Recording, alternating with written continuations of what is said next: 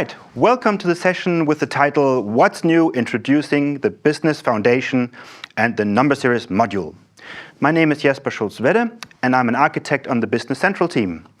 Most of my time was spent on driving the GitHub co-development story forward, but I'm also very engaged in the componentization of the business application, which is what we're going to talk about here today.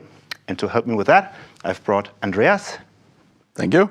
Yeah, I'm Andreas. I've worked on Business Central for the past 10 years, been working both on application and in client. Right now, I'm focusing on system application and business foundation that we're going to talk about today. All right, so let's jump into it. What are we going to talk about today? I'm going to be spending a few minutes introducing the business foundation. Why do we need it and how did we create it? And then Andreas is going to tell you a little bit more about the first module that we have in the business foundation, which is the number series module. Why did we pick that module? Which user experience improvements did we make? What are the changes to the API? And how do you need to uptake those changes is the main topic that Andreas is going to cover. And then we're going to wrap up with a very short call to action and call it a day. So let's start with a small story, and for that we need to go all the way back to the beginning. Well, not all the way back to the Big Bang. No, dinosaurs is also a little bit too far back.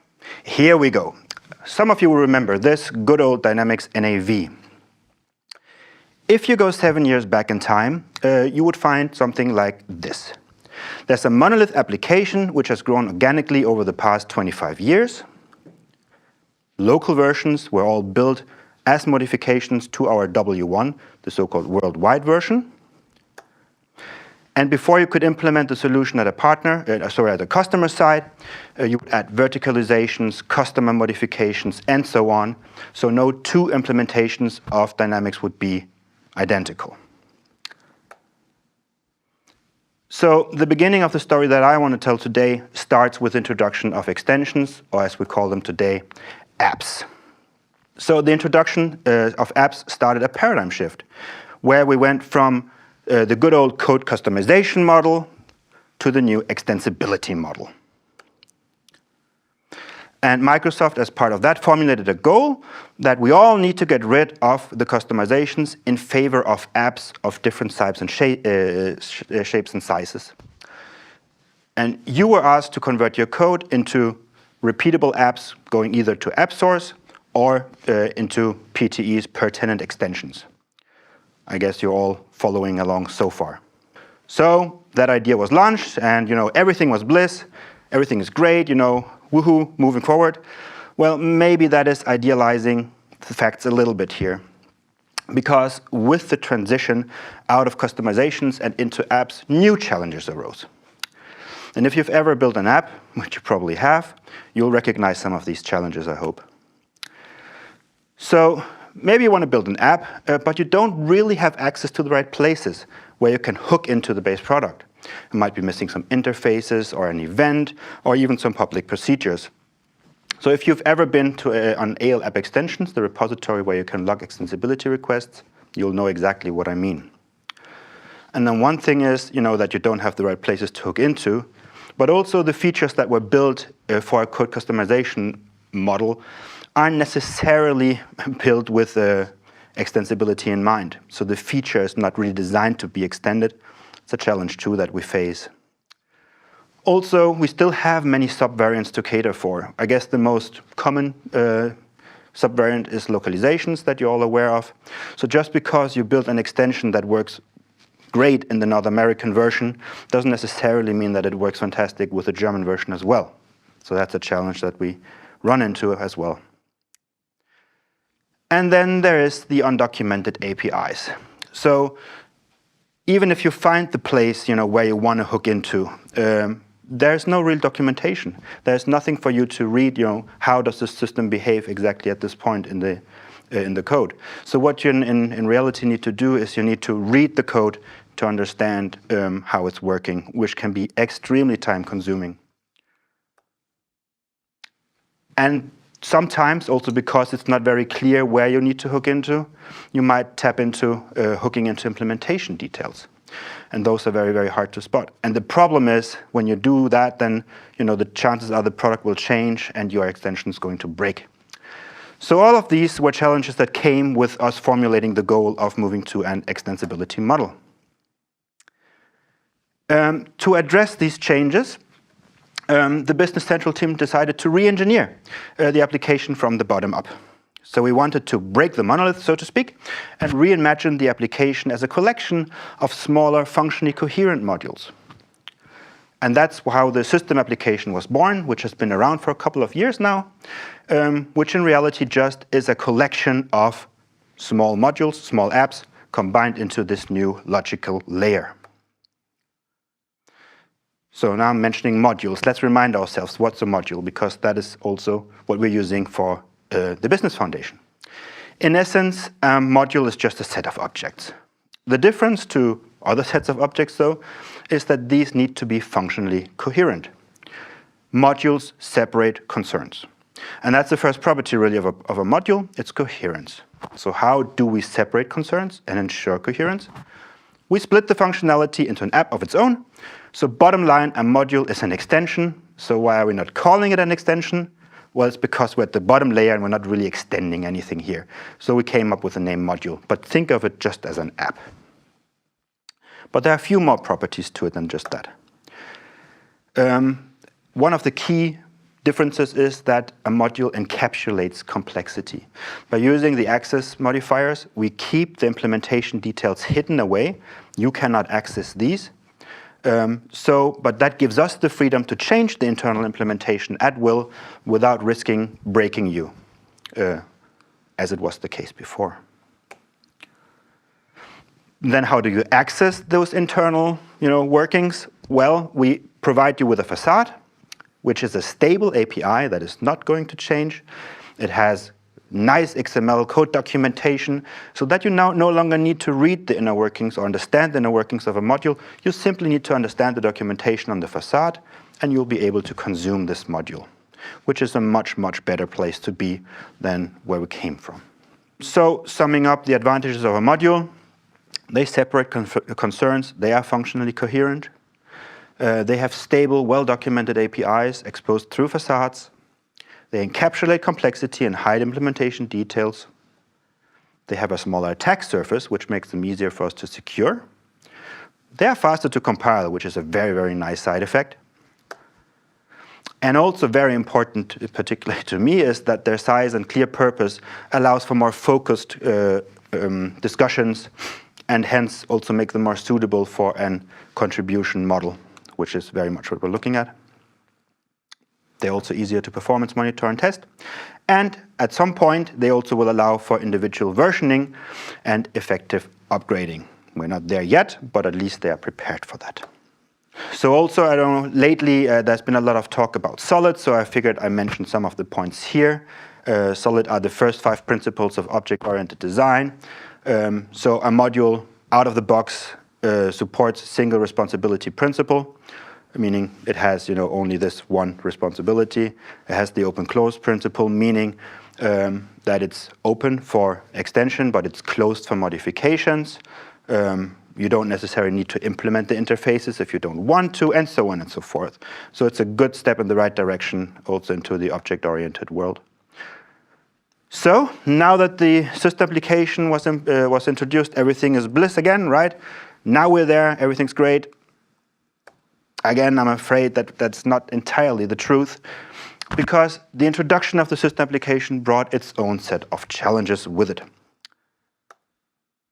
So first of all, even though the new layer was architecturally superior to the old monolith, the process of ripping out capabilities unfortunately left a lot of dependent apps broken.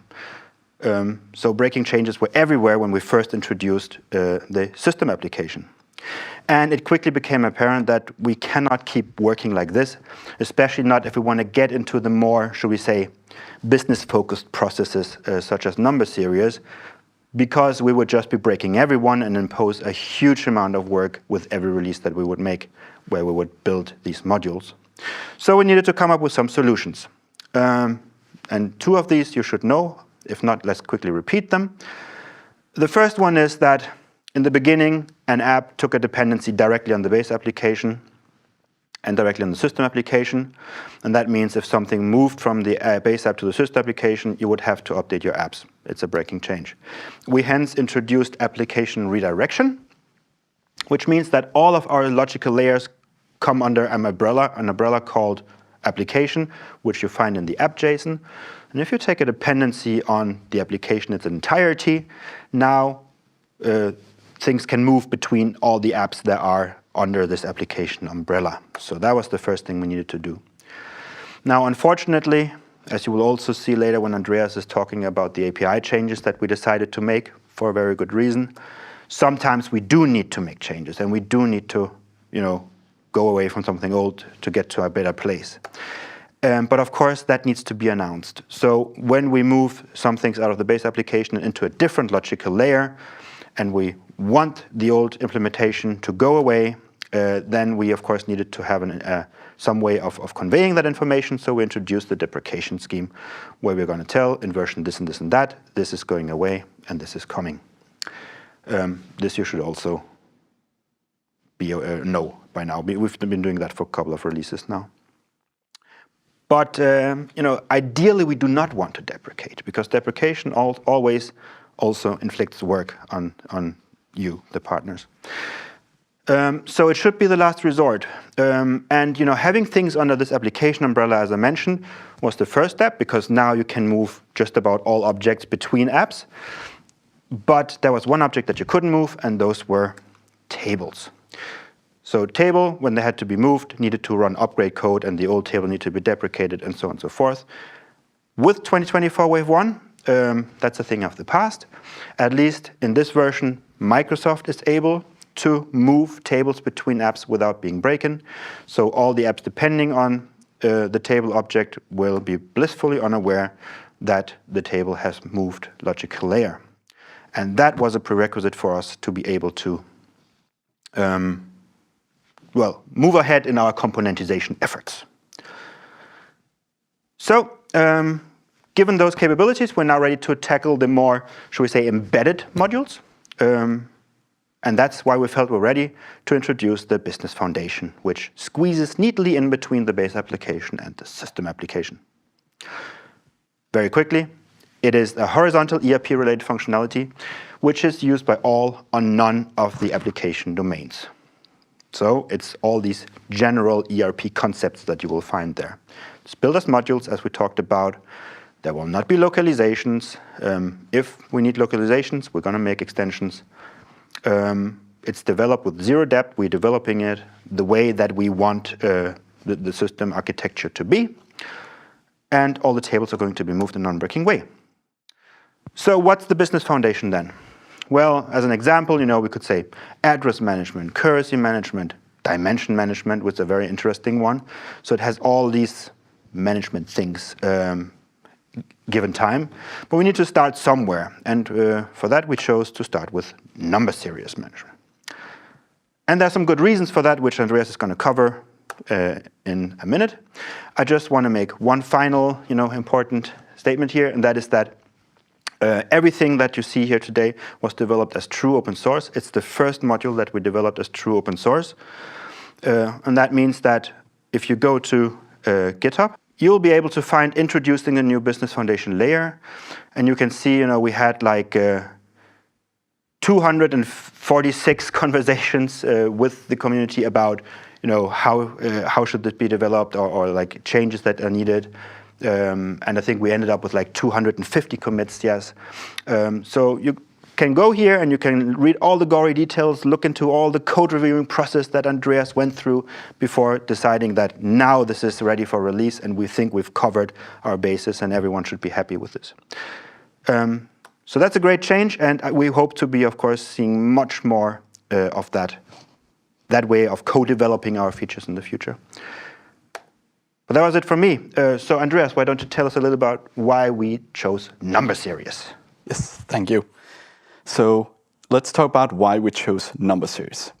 Well, number series has a high uptake around the product. So that means it's useful both for us and for you as partners. It's also not too big or too small, so we want something that we can actually move, but that also brings business value to it. And it has a great opportunity for improvement because it's been patched around quite a lot. So here we have a lot of things we can really improve. Furthermore, there are also tables that we are going to move, and this way we get to verify that we can move tables, which in the end will benefit you as partners who can now go ahead and in the future will be able to move your tables as well. Now, let's take a look at how does this actually look inside of Business Central. So you're probably all familiar with Business Central, and in here I can go to the number series page. When I'm here, you'll see there's a few new options in here. We both have an open lines fact box as well as a relationship fact box, which allows you to very quickly see what are the open lines for your different number series and what relationships have you set up. So you don't have to drill in for every single one in order to find these. As well as we've also promoted these actions, so it's very easy to access. On top of that, we've also added this ability to see expiring number series. What we mean by that is these are number series that don't have any open lines or are in warning state. What I mean by warning state is, on the number series lines, we have this warning number. If the last number used is within that warning number, then we're also going to show that. So in other words, these are lines, these are number series that you want to take action on before they run out or you can't use the product properly. Furthermore, we've also been working on improving our error messages. So we've actually, in the new API that we've introduced, all the error messages are now actionable error messages. So to show you an example of that, I can go to the customer number series, and let's say we close this number series. So I'm just going to copy the last number used here to the ending number, which means now I can no longer create any customers. So if I go now to my customer list and I say create a new customer, you will see I get the error, you cannot assign any new numbers from the number series cost. Now, because I have permissions to set up number series, I'm presented with an actionable error message that allows me to go into the number series lines, see those, and I can fix that in here. So now I click Open Number Series Lines. I'm presented with the number series for customer, and I can see, oh, this one ended, so maybe I want to update the ending number, or more likely that you want to provide another number series line in here. So in this case, let's say we started from C100, and let's now go back into the customers, create a new customer, and everything works. I can create my customer, call Andreas, leave, and without leaving the customer list, I was able to actually go and fix this right away without having to first go number series, find the correct number series, go to lines, fix that, and then go all the way back. So this is one of the very nice fixes, and as I mentioned, we've actually updated all our error messages in the new API to use these actionable error messages so you can go and fix it right away. So I've been talking a lot about the new API. So how does that actually look? So let's take a look over in VS Code and take a look at the code itself. Before we actually dive too much into the code, I want to quickly talk about why did we actually decide to rewrite this to create a new API. And if we take a look at the old implementation, we will see here in number series management is the one that used. We have a lot of functions, and it's not always obvious what function you want to use. For instance, for getting the next number, which is the most used functionality of number series, that's its purpose, we have the function getNextNumber3, doGetNextNumber. We have getNextNumber1, we have getNextNumber2, tryGetNextNumber, getNextNumber after run, and yeah, so basically there's a lot of functionality for just getting the next number, and as a new person, what should I actually be using and how do these work? Furthermore, if you look at doGetNextNumber, we have this parameter modifySeries, and what this does is you can provide this with false, which means you actually just want to see what is the next number without updating the number series. However, you can also use it to batch your changes. So that's another reason to set this to false, to get a bunch of numbers and then save all of those in one go. So this does multiple things, and there's several things to be aware of that I'm not going to go into details about here, but it's you have to really be careful of what you're doing here. And I assume none of this was documented before, right? I mean, you would have to guess which one or read the code to understand which one of these 5 or 6 options you had to choose. Yeah, it's not very clear what you want to do. Exactly. So now instead we have split this into 2 code units that we want to use. So we have the number series and number series batch code units that this has been split into.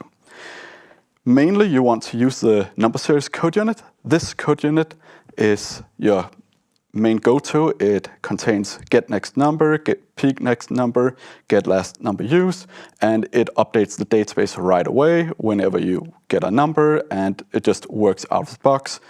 And as you can see, I already mentioned peakNextNumber, so we no longer have this modify parameter for getNextNumber. If you want to check what the next number is, you simply call peakNextNumber, and we're not going to update anything in the background or keep any state about that.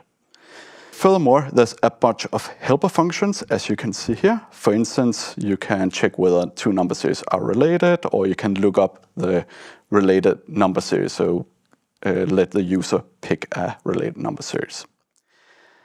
Now, we also have the batch code unit, as I mentioned. Batch is what you want to use whenever you want to get a lot of different numbers in very quickly after each other. The batch is gonna keep the state in memory whenever you get numbers and only save at the very end when you call save state. It has the exact same functions as the number series code unit, so you can get next number, peak next number, get last number used. And of course, it's gonna be all based on this number. You can get numbers from different number series, from different dates. You can run out of one line and run into the next line, and it's gonna handle all of that for you. And just at the very end, call save state, and we'll save all of these back to disk. And this is the most performant. So when you need performance for getting numbers, this is the go-to code unit.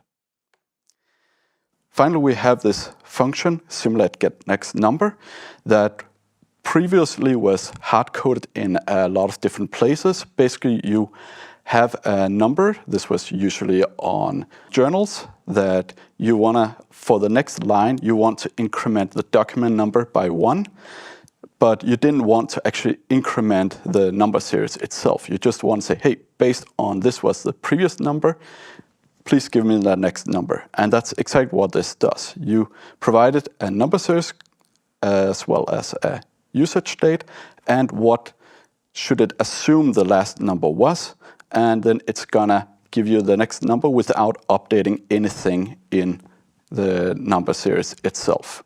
So this is quite useful, and I'll show you some examples of where you actually want to start using this as well.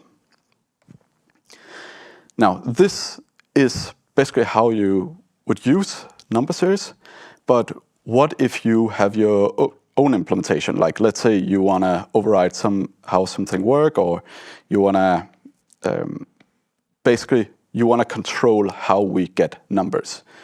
In that case, we have this enum called number series implementation, which specifies what are all the implementations for number series. And in here, you can add your own implementation as well as provide the implementation details. So use this interface here, and then it will show up in Business Central. So this interface is very easy to use, actually. We have three main functions, which are pick next number, get next number, and get last number used. Very clear what they do. And finally, we have whether your implementation is likely to produce gaps. And this is because some business scenarios are not allowed to produce gaps, so we need to know that so we can show this to the user. Now, once you have added that, you can actually go back into Business Central, and your implementation is going to show up here in the implementation column. You can now switch to your implementation instead and start using that. That's it for the implementation. Now, I've talked a lot about how the new API looks, right? So you're probably wondering, how about, do I need to uptake this right away? Is the previous stuff gone? Is it still going to work? How long does it work for? And so on. So first of all, there are no breaking changes in this. We are using the normal obsolescence process as for every other feature in Business Central that you're hopefully familiar with. That means the old legacy code has been obsoleted with version 24 and will be removed with version 27. So that means until then, the old functionality is still gonna remain functional and work exactly the way it is. Of course, we have already converted all the Microsoft code to use the new API. Now, how do we actually use this new API? So let's take a look into how you would actually start using that. First of all, we have, in case you have this delayed insert, so you get that next number, but you actually don't want to modify it yet, because here we are just checking whether the next number is equal to your document number. And in that case, well, then we want to save it. Here you can simply use batch. You say just get next number, and if that is the document number you want, you can modify. You can save this state. Of course, you could also use pick next number if it's not important to update the number series afterwards. Furthermore, we've also made some things much, much simpler. So some of you might be familiar with our batch posting. In here, we have this number series management, which is an array of 100 number series managements. And we use all of these in order to cache the number series and not fetch them multiple times from the database and get performance out of that. However, this is quite convoluted. It's not very simple to do in other places, and basically it doesn't look too nice, and we have a limitation of 100 number series. Now, you're probably not going to run out of that, but why have a limitation in the first place? With the new API, all you need to do is create a number series batch, get the next number, and save state at the end. As I mentioned before, it's going to handle if you change the number series, if you run out of one line and run into the next line, change dates, and all of that is going to have handled automatically. Next, we have some examples where we are now more explicit. So for instance, or actually the init series function has been completely removed because it's not super clear what is going on. In this case, this is for the bank account where we actually want to first set up the number series and then get the next number.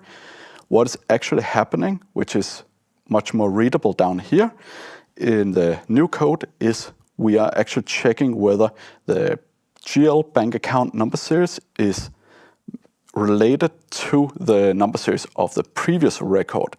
If it is, well, then we want to continue using that number series. Otherwise, we want to fall back to the bank account number series setup in the GL setup. And then afterwards, just get the next number as usual. So this is a few more lines, but now you can see what is actually happening. And for new developers, this is easier to read and understand. Finally, we have this simulate next number, as I mentioned.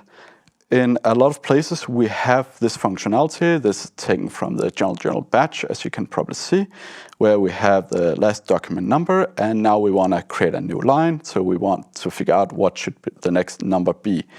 In here, we call into number series management to figure out what line to use.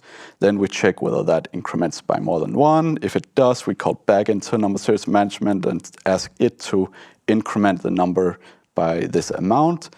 Otherwise, we just do an inc string, and if the number series doesn't exist, we again just increment by 1. This, again, is going to be much simpler. You can simply call simulate get next number, given that the previous number was this document number and this number series, please increment it.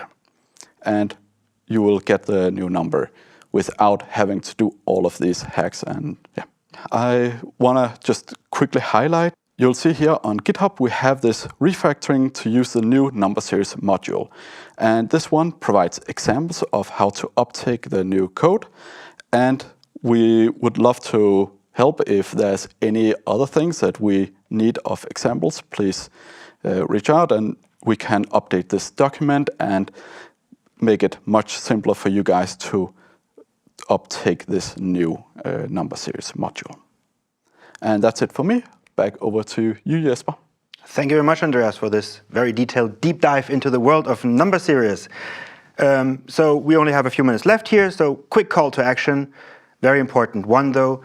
Please start uptaking these changes now. Don't wait until we actually remove the old number series legacy API, because do get next number series and try get next number, they are going away because they make no sense. So get on the forefront, make the refactorings. And as Andreas said, we are always eager to help. Just let us know if we forgot anything and we'll be there to assist you. And if we might have forgotten something in the API because you did not know that this was co-developed on GitHub, the code is still out there on GitHub. You can just go there and you can add to the API, you can suggest changes and so on and so forth. Let us know what is missing and we can work together on making this the best number series module that we possibly can. Now, we talked about co-development, but there's one code that we didn't really mention, Copilot. So where's that?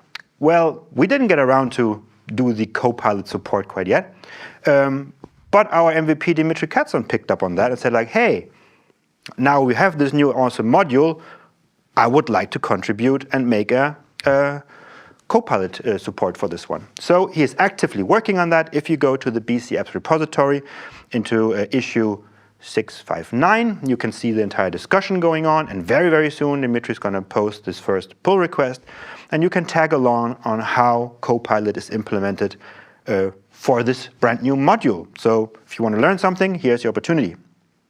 And then also, of course, componentization of our base application is going to continue. We have not really landed yet on which are the next modules. We also need to focus on Copilot to a large degree. But we are going to continue.